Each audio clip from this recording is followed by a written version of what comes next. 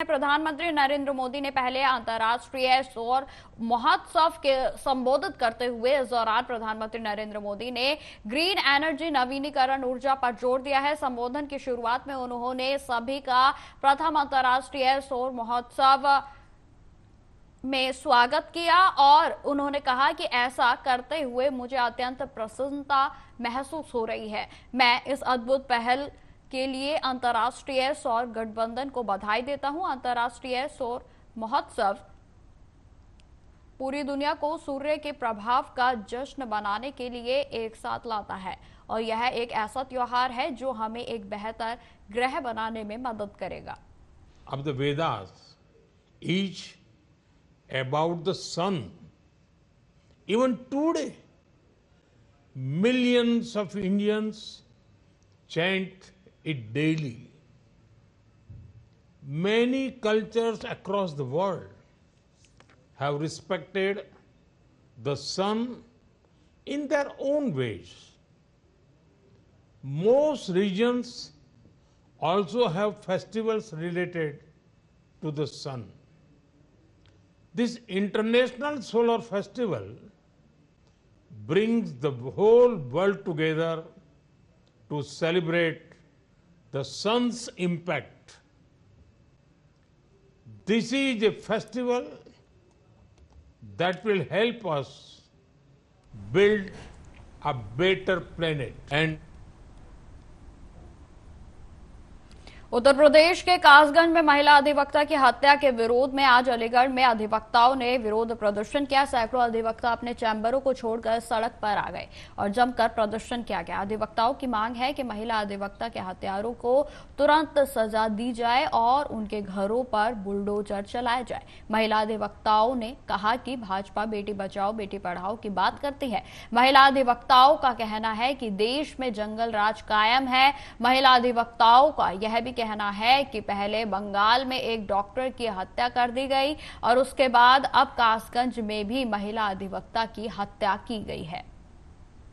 मोहिनी जो अधिवक्ता थी उसकी 3 तारीख को हत्या कर दी गई। उसी के विरोध में आज अलीगढ़ में सारे अधिवक्ता यहाँ पर विरोध प्रदर्शन कर रहे हैं। मैं आपको दिखाना चाहूंगा किस तरीके से विरोध प्रदर्शन यहाँ पे अलीगढ़ में अधिवक्ता न्यायालय अपनी कचहरी परिसर के सामने कर रहे हैं और अपनी न्याय की महिला अधिवक्ता की जो हत्या कर दी गई है उसको न्याय की मांग कर रहे हैं। उसको जो भी मुजरिम है उसको फांसी की सजा दी जाए। हमारे साथ अधिवक्ता मौजूद है। सर क्या नाम है आपका? इसके बच्चे प्रेसिडेंट बाप किस तरह का विरोध प्रदर्शन आपके द्वारा किया जा रहा है? किस तरह का विरोध प्रदर्शन किया जा रहा है? हत्यारों को गिरफ्तार किया जाए। मोहिनी अधिवक्ता महोदय का अपहरण किया गया। उनकी रिपोर्ट लिखवाने के रिपोर्ट भी नहीं लिखी।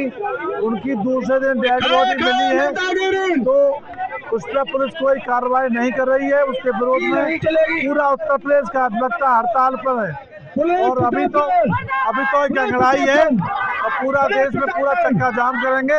रेल भी रोकेंगे, सड़क भी रोकेंगे। इनका कहना है रेल भी रोकेंगे, पूरा चक्का जाम करेंगे अगर मोहिनी को जो कासगंज में 3 तारीख को हत्या कर दी गई, 4 तारीख को उसको नहर में बॉडी मिली, उसको लेकर अलीगढ़ में अधिवक्ता में जोश है, आक्रोश है। इस तरह की घटनाएं जो महिलाओं के साथ हो रही है, बीते दिनों कोलकाता में भी ऐसी महिला के साथ घटना हुई डॉक्टर के साथ, उसी भी वही प्रदेश सरकार पर वो आरोप लगाते हुए आ रहे हैं बिल्डोजर की कार्रवाई कब होगी। हमारे साथ महिला है अधिवक्ता, उनसे बात करना चाहेंगे। सरिता, मामला ये है कि हमारी साथी अधिवक्ता कासगंज में प्रैक्टिस करती थी, उनको 3 तारीख को अवगा किया गया। कल उनकी निर्वस्त्र हालत में डेथ हो गई। जिस वजह से हम लोग धरना प्रदर्शन कर रहे हैं, जब तक अभियुक्त को फांसी नहीं दी जाएगी हम यहाँ से नहीं हटेंगे। सरकार कहती है कि बेटी पढ़ाओ बेटी बचाओ और महिलाओं बीते दिनों कोलकाता में एक महिला डॉक्टर की हत्या कर दी जाती है, तो किस तरह केवल इसका यूपी गवर्नमेंट है, इसका सिर्फ और सिर्फ एक नारा है, महिला की कहीं भी कोई सुरक्षा नहीं है, चाहे वो छोटी बच्ची हो, चाहे वो 50 साल की लेडीज हो, किसी भी तरीके से पुलिस प्रशासन महिलाओं की तरफ ध्यान नहीं दे रही। जिस तरह से महिलाओं के साथ ये बर्बरता यूपी हो या कोलकाता हो, उसको लेकर महिलाओं के साथ की बर्बाद कोई कानून अभी तक महिलाओं के लिए नहीं बनाया गया, ना ही डॉक्टरों के लिए नहीं। अधिवक्ता आप क्या कहना चाहेंगे? लॉज हैं, कानून है, लेकिन उस पे अमल नहीं है। जब हमारे पास लॉज है, स्पीडी ट्रायल्स है इस तरीके के केसेस के लिए, लेकिन जब पुलिस उसको एक ये क्लेम देगी कि ये रेप केस नहीं है, मर्डर केस नहीं है, उसको इन्वेस्टिगेशन को डिले करेगी, तो कभी भी मुजरिम हाथ में नहीं आएंगे। मुजरिम हमेशा तब हाथ में आएंगे जब पुलिस चौकन्ना रहेगी। और ये बेटी बचाओ बेटी पढ़ाओ सिर्फ नारा है, फर्जीबाजी है, कुछ नहीं है, सिर्फ एक नारा है, जुमला है, जुमले के अलावा कुछ नहीं है। अगर इस गवर्नमेंट के अंदर दम है और ये महिलाओं के लिए कुछ करना चाहते हैं, तो जो मुजरिम है उनके घर पे और जो अधिकारी जिन्होंने ये डिले किया उनके घरों पे भी बुलडोजर चलाए और मुजरिम को फांसी दिलाए। देखो, इनका साफ कहना है कि जो अपराधी है उनको फांसी की सजा दी जाए और उनको तुरंत तक बुलडोजर चलाए। और भी मेरे साथ नए अधिवक्ता हैं, उनसे बात करना चाहेंगे। किस तरह के आपके द्वारा यहाँ पे धरना प्रदर्शन क्या है पूरा मामला ये है कि हमारी कांस्टेबल के अधिवक्ता के साथ उनको अगवा किया गया, उनका मर्डर कर दिया गया और पुलिस प्रशासन कुछ नहीं कर रहा है। जब तक आप लोगों की समाज सोच, जब तक देश की सोच नहीं बदलेगी तब तक हम सुरक्षित नहीं है। तो सबसे पहले खुद आप लोग अपने आप को बदलिए, तब हम सुरक्षित होंगे। जैन समाज को गंदी सोच को बदलना बहुत जरूरी है। आपकी गंदी सोच ही हमारी असुरक्षा का कारण है। सबसे पहले तो उसे चेंज कर दिया जाए।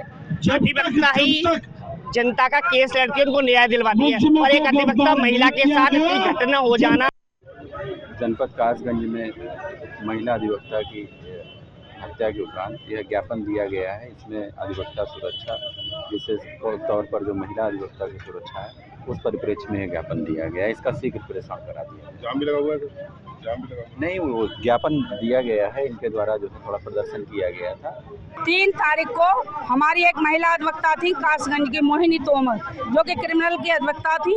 उनको 3 तारीख को 2:30 बजे दीवानी गेट से वहां अगवा कर लिया गया और उनकी 4 तारीख को एक बहुत बुरी हालत में, नग्न अवस्था में, और उनकी डेड बॉडी मिली रजपुरा नहर में। उनकी एक ब्रूटली और उनके साथ गलत कुछ हो के और उनका ये मर्डर किया गया है। मेरी जो ये पहले तो क्वेश्चन मेरा सरकार से है कि सरकार कहती है बेटी बचाओ बेटी पढ़ाओ। जब सरकार ये कहती है तो आज वो सरकार का, योगी जी का वो बुलडोजर कहाँ गया? आज योगी जी एक महिला अधिवक्ता जो कि समाज का अहम हिस्सा है, पश्चिम बंगाल में एक डॉक्टर के साथ हो गया, वो भी एक अहम हिस्सा थी। तो आम महिलाओं की सुरक्षा तो बहुत दूर की बात है, जो किसी पद पे आसीन है, जो समाज के लिए कार्य कर रही हैं, उनके पहले हत्यारों को शीघ्र से शीघ्र गिरफ्तार करें, उनके घर पे बुलडोजर चलाएं, उन्हें फास्ट ट्रैक ट्रायल दें, उनको 1 महीने के अंदर फांसी की सजा बुलाएं।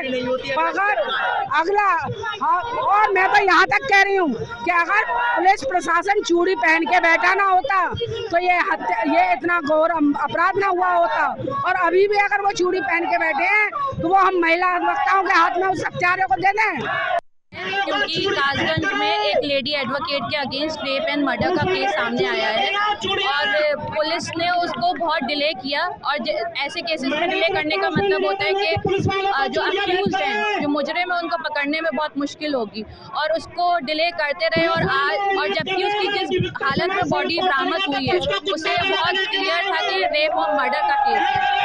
और हमारी यही डिमांड है कि जो जितने भी मुजरिम हैं उनको जल्द से जल्द अरेस्ट किया जाए और उनको फांसी दी जाए। और जैसे गवर्नमेंट इस वक्त हर ऐसे मुजरिम के लिए बुलडोजर की कार्रवाई करती है, इसी तरीके से इनके अगेंस्ट भी बुलडोजर कार्रवाई की जाए।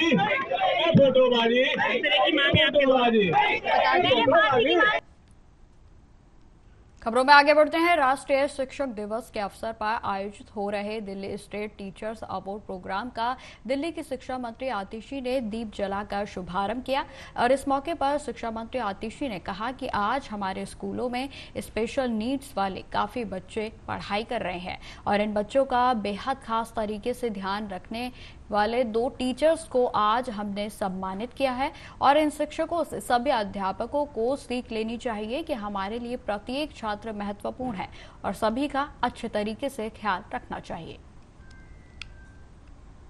आज हमने इस पूरे अवार्ड सेरेमनी में एजुकेशन मिनिस्टर की तरफ से 2 स्पेशल अवार्ड्स दिए जाते हैं। हालांकि संजय प्रकाश जी ने उनके बारे में बताया, पर मैं भी इस बात को शेयर करना चाहूंगी, खासकर क्योंकि हमारे यहाँ पे इतने टीचर्स और प्रिंसिपल्स मौजूद हैं, कि इन दोनों ही टीचर्स को हमने स्पेशल अवार्ड क्यों दिया।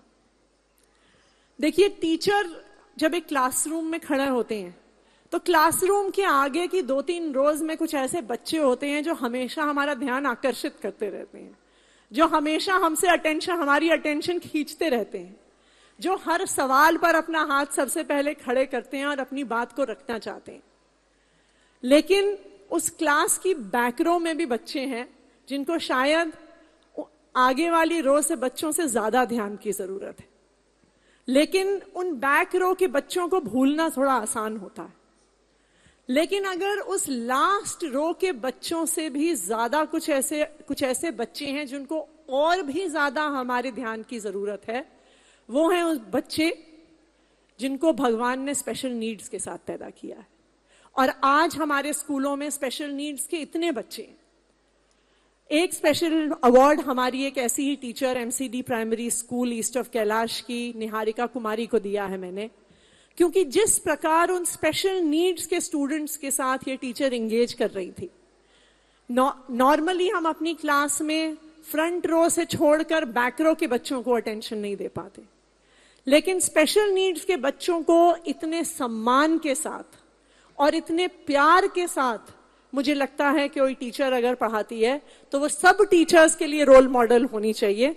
एक बार निहारिका कुमारी जी के लिए जोरदार तालियां, और इस उम्मीद के साथ कि जो सारे टीचर्स हैं जब अपने क्लासरूम में बैठे, देखिए हमारी क्या जिम्मेदारी है एज ए टीचर, हमारी क्या जिम्मेदारी है, और मैं सोचती हूँ सरकार के तौर पे भी हमारी क्या जिम्मेदारी है।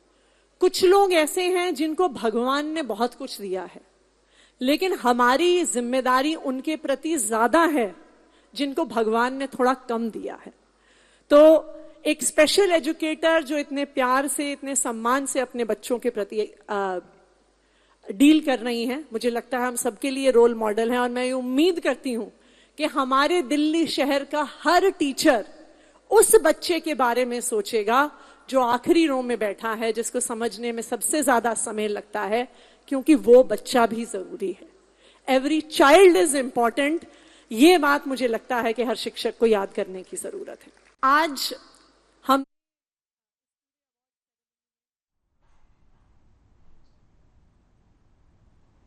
खबरों में आगे बढ़ते हैं। राजकीय आश्रम पद्धति बालिका विद्यालय साहबगंज में देर रात एक छात्र का शव हॉस्टल के कमरे में लटकता हुआ मिला है। आपको बताते चले कि कोतवाली मोहम्मदी की पुलिस ने चौकी रहरिया के साहबगंज गांव में समाज कल्याण विभाग की ओर से पंडित दीनदयाल आश्रम पद्धति बालिका आवासीय विद्यालय चलाया जाता है, और बीती देर रात इस विद्यालय के हॉस्टल में एक कमरे से एक 16 वर्षीय छात्रा का शव फंदे से लटका हुआ मिला। मिली जानकारी के अनुसार रात को जब सभी को भोजन के लिए बुलाया गया था, लेकिन यह छात्रा अपने कमरे में ही रही और खाना खाने के बाद बाकी छात्राएं जब पहुंची तो कमरा अंदर से बंद था।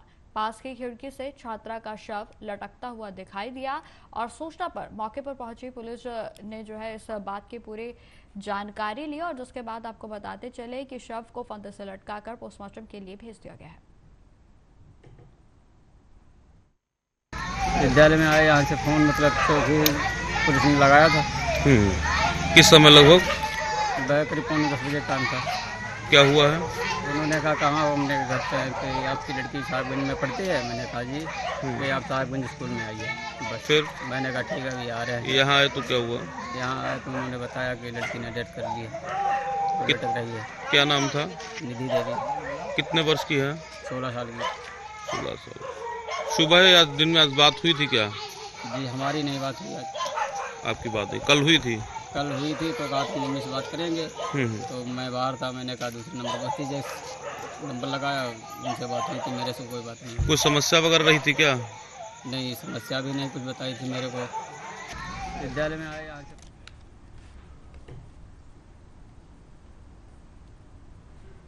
खबरों में आगे बढ़ते हैं। बिहार के गोपालगंज में पिछले कुछ दिनों से चोरों के आतंक से अलग अलग मोहल्लों को लोग जो है वो परेशान थे, और जब भी उनके आतंक से परेशान वह होते, पिछले 3 दिनों से जजों के घर में लगातार चोरी हो रही है।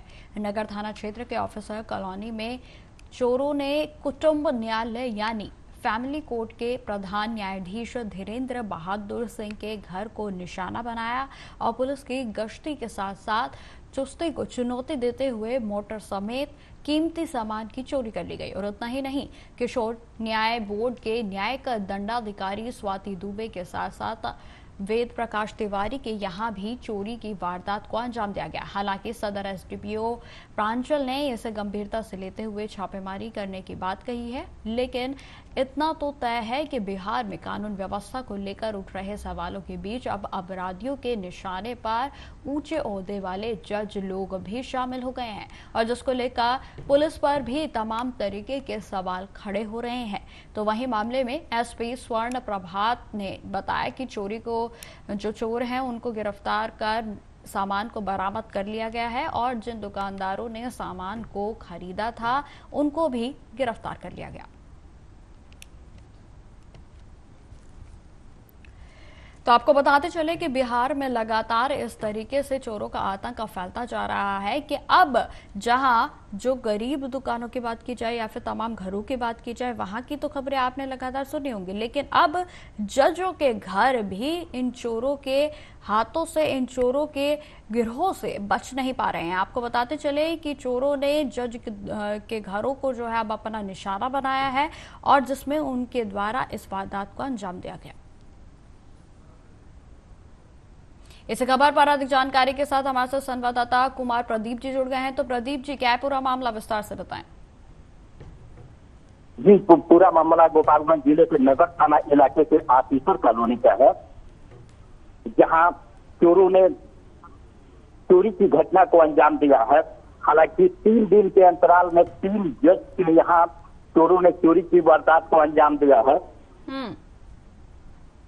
कुमार जी, ऐसे सवाल जो हैं अब वो पुलिस प्रशासन पर खड़े हो रहे हैं कि देखिए जिनसे एक आम आदमी न्याय की मांग करता है अब वो भी चोरों के निशानों पर हैं। तो कहीं ना कहीं अब जो है कहीं ना कहीं जो चोर हैं उनके हौसले बेहद ही बुलंद हो गए हैं। कुमार जी जी, इस मामले में हमारी बात गोपालगंज एसपी स्वर्ण प्रभात से हुई है। हालांकि पुलिस का दावा है कि 48 घंटे के अंदर कांड में जो लोग भी संलिप्त थे उनकी गिरफ्तारी की जा चुकी है। सामान भी बरामद किया जा चुका है। जहां इन चोरों के द्वारा सामान की बिक्री की गई थी, एक दुकानदार को भी पुलिस ने गिरफ्तार किया है। जी कुमार जी, अगर बात की जाए जिस तरीके से अभी आपने बताया कि मामले में गिरफ्तारी हो गई है और जिन लोगों को गिरफ्तार किया गया है, क्या उनके विरोध में पहले भी कोई प्रकरण दर्ज है? क्या पहले भी उनके द्वारा इस तरीके की वारदातों को अंजाम दिया जा चुका है? कुमार जी, सबसे बड़ी बात यह है कि जिस जगह पर यह घटना हुआ है वो गोपालगंज जिले का माने हाई सिक्योरिटी जोन है, जहाँ जिला अधिकारी, न्यायाधीश, पुलिस अधीक्षक, एसडीपीओ समेत जिले के तमाम बड़े अधिकारी का निवास है। वहां पर यह वारदात हुई है। हालांकि जिन चोरों को गिरफ्तार किया गया है इस मामले में, वहां से महज 1 किलोमीटर की दूरी पर हजियापुर है, जहां से इनकी गिरफ्तारी की गई है। ठीक है कुमार जी, तमाम जानकारी के लिए आपका बहुत बहुत धन्यवाद।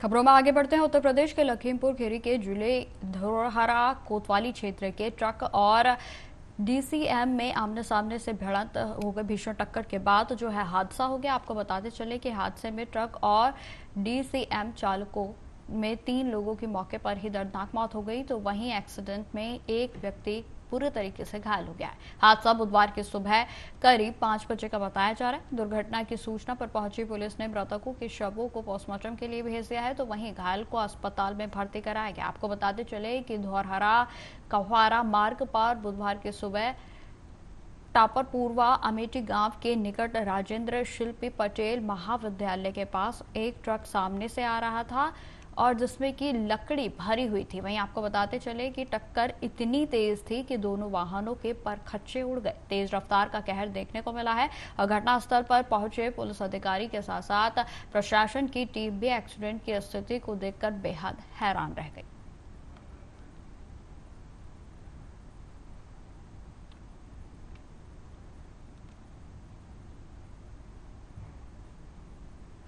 तो फिलहाल इस बुलेटिन में इतना ही। देश दुनिया की तमाम खबरों की जानकारी के लिए बने रहे हमारे साथ। नमस्कार।